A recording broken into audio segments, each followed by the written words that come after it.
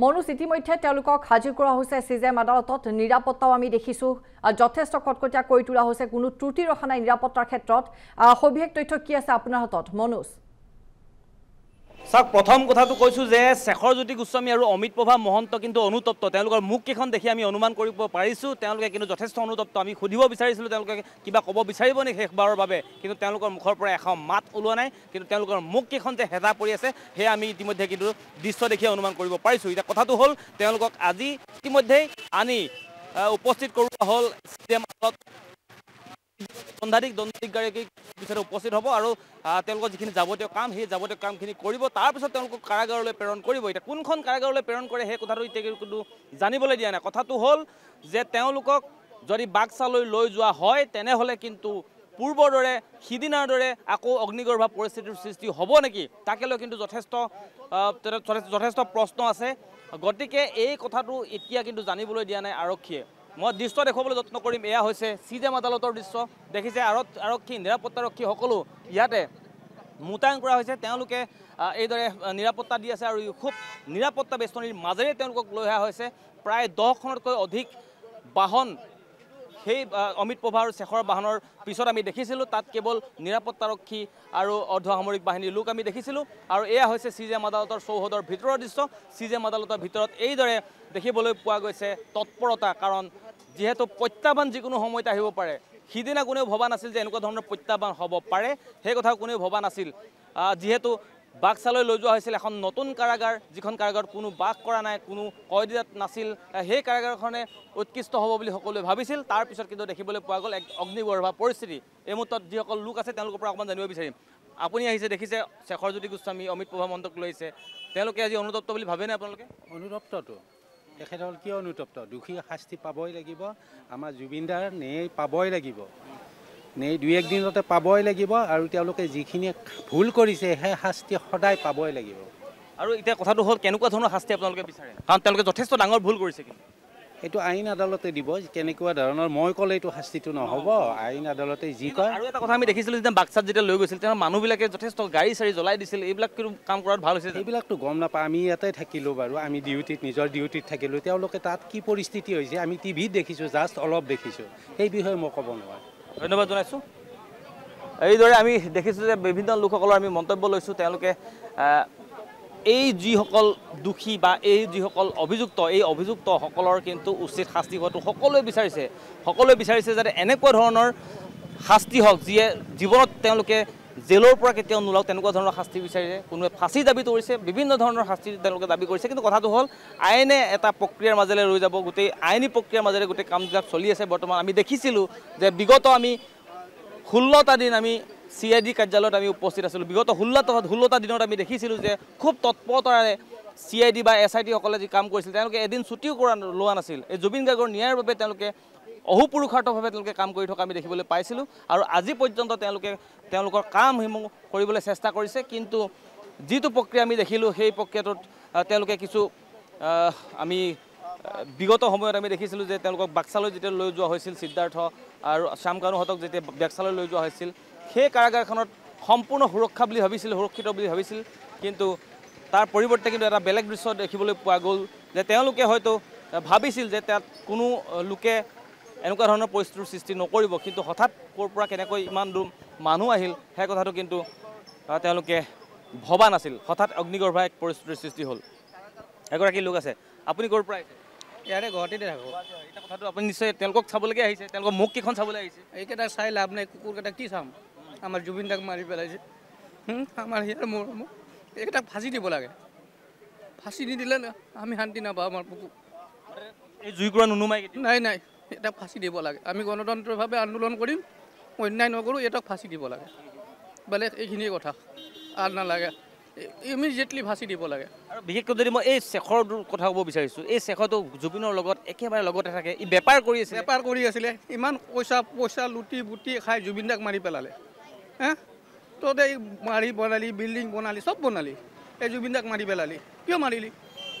তোক কোনে মাৰিব দিছে আমাৰ সম্পদটোক আৰু ক'ব নোৱাৰোঁ চাওক এইসকল আচলতে আচল অনুৰাগী যিসকল অনুৰাগীয়ে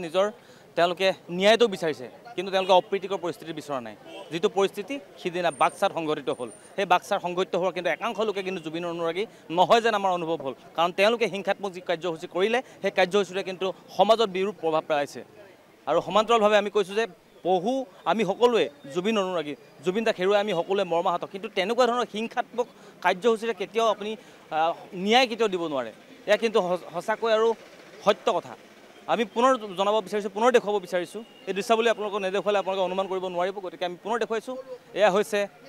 CJM আদালতৰ বাহিৰৰ দৃশ্য CJM আদালতত এই পৰিৱেশ দেখিবলৈ পোৱা গৈছে যুদ্ধ সদৃশ এক পৰিৱেশ দেখিবলৈ পোৱা গৈছে কাৰণ আমি দেখিছিলোঁ যে প্ৰত্যাহ্বান যথেষ্ট আছে সেই প্ৰত্যাহ্বানবিলাক তেওঁলোকে কেনেকৈ গ্ৰহণ কৰিব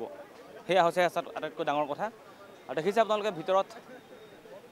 তৎপৰভাৱে আৰক্ষী আৰু সামৰিক অৰ্ধসামৰিক লোকসকল দেখিছে ভিতৰতো অৰ্ধসামৰিক বা আৰক্ষীৰ লোকসকল আছে আৰু সমান্তৰালভাৱে এই আৰক্ষীৰ লোকসকল কিদৰে দেখিছে আপোনালোকে নিৰাপত্তাৰক্ষীসকলে এইদৰে তেওঁলোকে সষ্টম হৈ আছে যাতে কোনো ধৰণৰ পৰিস্থিতি যাতে সৃষ্টি হ'ব নোৱাৰে চাৰিওফালে এয়া হৈছে কটন কলেজৰ সমীপৰ অৰ্থাৎ CJM আদালতৰ বাহিৰৰ দৃশ্য এই বাহিৰৰ দৃশ্যত এইদৰে দেখিবলৈ পোৱা গৈছে কটকটীয়া নিৰাপত্তা বেষ্টনী যাতে গঢ়ি তুলিছে কোনেও যাতে এনেকুৱা ধৰণৰ পৰিস্থিতিৰ সৃষ্টি কৰিব নোৱাৰে তাৰ বাবে তেওঁলোকে সষ্টম হৈ আছে এতিয়া কাৰাগাৰ কোনখন হ'ব সেয়া কিন্তু এতিয়া নিশ্চিত হোৱা নাই বাক্সালৈ লৈ যোৱা হ'বনে কেন্দ্ৰীয় কাৰাগাৰলৈ লৈ যোৱা কিন্তু এনেকুৱা লাগিছে আমাৰ যে বাক্সাই হয়তো ঠিকনা হ'ব পাৰে কাৰণ এতিয়া তেনেকুৱা এটা পৰিৱেশ হয়তো নহ'ব কাৰণ আমি দেখিছোঁ যে বাক্সাত যিদিনা ঘটনাটো সংঘটিত হৈছিল তাৰ পিছতে কিন্তু আৰক্ষী ৰেপিড একশ্যন ফ'ৰ্চ সকলোকে তাত নিয়োজিত কৰা হৈছিল এতিয়া কিন্তু পৰিৱেশ শান্ত আজি যদি তেওঁলোকে কোনোবাই এনেকুৱা ধৰণৰ অপ্ৰীতিকৰ পৰিস্থিতিৰ সৃষ্টি কৰিবলৈ চেষ্টা কৰে তেনেহ'লে কিন্তু তাৰ বাবে সষ্টম হৈ আছে আৰক্ষী তাৰ বাবে সষ্টম হৈ আছে ৰেপিড একশ্যন ফ'ৰ্চ বা অৰ্ধসামৰিক বাহিনীৰ লোকসকল তেওঁলোকে যথেষ্ট তৎপৰতা লোৱা হৈছে কিন্তু আমাৰ এনেকুৱা লাগিছে কিন্তু আমাক জানিবলৈ দিয়া নাই আমি পুনৰ জনাব বিচাৰিছোঁ আমাৰ এনেকুৱা লাগিছে তেওঁলোককো তালৈকে লৈ যাব বাক্সালৈকে হয়তো লৈ যাব আৰু বাক্সাত তেওঁলোকক ৰখাব তাত ইণ্টাৰনেট বন্ধ কৰি দিয়া হৈছে গতিকে তেওঁলোকে ইণ্টাৰনেট যেতিয়া নাথাকিব মোবাইলত তেওঁলোকে যোগাযোগ কৰিব নোৱাৰিব কিন্তু এটা কথা যিসকলে অপ্ৰীতিকৰ পৰিস্থিতিৰ সৃষ্টি কৰিছিল তেওঁলোকক কিন্তু ইতিমধ্যে ভিজুৱেল চাই এতিয়া গ্ৰেপ্তাৰ কৰি থকা হৈছে আমি দেখিছোঁ গতিকে আমি অনুৰোধ জনাইছোঁ অপ্ৰীতিকৰ পৰিস্থিতিৰ সৃষ্টি কৰিব যাতে নালাগে আমি ক'ব বিচাৰিছোঁ যে তেওঁলোকক কিছু সময় পিছতে ইয়াৰ পৰা লৈ যোৱা হ'ব তাৰ বাবে এতিয়া তৎপৰতা বৃদ্ধি কৰা হৈছে আৰু পূৰ্বত আমি দেখিছিলোঁ যেতিয়া সিদ্ধাৰ্থ বা শ্যামকানু মহন্তক যেতিয়া লৈ অহা হৈছিল যেতিয়া যিমান নিৰাপত্তাৰক্ষী দিয়া হৈছিল বা যিমান নিৰাপত্তাৰক্ষী বাহনসমূহ তেওঁলোকৰ পিছত দেখিছিলোঁ আমি ইয়াতকৈ বেছি আজি দেখিবলৈ পাইছোঁ কাৰণ কোনো ধৰণৰ ৰিস্ক ল'ব বিচৰা নাই যাতে এওঁলোকৰ কিবা এটা হৈ গ'লে হঠাৎ কিন্তু জবাব দিব লাগিব যথেষ্ট ডাঙৰ এটা সমস্যাৰ সৃষ্টি হ'ব পাৰে আৰু আমি দেখিছিলোঁ যে অগ্নিগৰ্ভ পৰিস্থিতিৰ সৃষ্টি কৰাৰ বিপৰীতে কিন্তু একাংশ এনে লোক আছে যিসকলে এই কামবিলাকত আচলতে তেওঁলোকে আহি সোমাই পৰে এই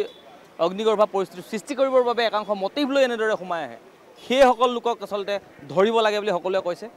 কাৰণ জুবিন অনুৰাগী সকলোৱে আমি জুবিনক হেৰুৱাই যথেষ্ট মৰ্মাহত কিন্তু এনেকুৱা ধৰণৰ পৰিৱেশ কোনেও বিচৰা নাই এনেকুৱা ধৰণৰ পৰিৱেশে সমাজখন কলুষিত কৰে আৰু সেয়াই প্ৰতিফলন ঘটিছিল বাক্সাত গতিকে আমি পুনৰ জনাব বিচাৰিছোঁ বুধবাৰৰ দিনা সেই ঘটনাটো সংঘটিত হৈছিল বুধবাৰে যিটো ঘটনা হৈছে সেই ঘটনাৰ পিছত যাতে শুকুৰবাৰে এনেকুৱা ধৰণৰ পুনৰ ঘটনা সংঘটিত নহওক তাৰ বাবে ইতিমধ্যে তৎপৰ হৈছে আৰক্ষী অৰ্ধসামৰিক বাহিনীৰ লোকসকল আমি ক'ব বিচাৰিছোঁ যে এইসকল লোকক এতিয়া বৰ্তমান ভিজুৱেল চাই তেওঁলোকক গ্ৰেপ্তাৰ কৰি থকা হৈছে আৰু তেওঁলোকে যথেষ্ট দেখিছিলোঁ আমি বিভিন্ন ঠাইত তেওঁলোকে অগ্নিসংযোগ কৰিছিল গাড়ীত অগ্নিসংযোগ কৰিছিল সংবাদ মাধ্যমৰ লোকসকলক টাৰ্গেট কৰিছিল গতিকে সেইসকল লোকক বৰ্তমান প্ৰত্যাহ্বান যথেষ্ট আছে সেই প্ৰত্যাহ্বান এতিয়া গ্ৰহণ কৰিব লাগিব আৰু বাক্সাৰ কাৰাগাৰলৈ নিশ্চয় তেওঁলোকক লৈ যোৱা হ'ব কাৰণ কেন্দ্ৰীয় কাৰাগাৰত যথেষ্ট অসুবিধা আছে কেন্দ্ৰীয় কাৰাগাৰত যদি লৈ যোৱা হয় তেনেহ'লে 2000তকৈ অধিক কয়দী হাজোঁটি আছে সেই কয়দী হাজোঁটিসকলে তাতো ভিতৰতো সুৰক্ষিত নহ'ব কাৰণ তাতো তেওঁলোকক হত্যাৰ চেষ্টা কৰিব পাৰে আমি দেখিছিলোঁ পূৰ্বতে যে ট্ৰেডিং কেলেংকাৰী এগৰাকী দীপাংকৰ বৰ্মনক কিদৰে হত্যাৰ অপচেষ্টা চলিছিল কাৰাগাৰৰ ভিতৰতে সেইকাৰণে কেন্দ্ৰীয় কাৰাগাৰ হয়তো সুৰক্ষিত নহ'ব আৰু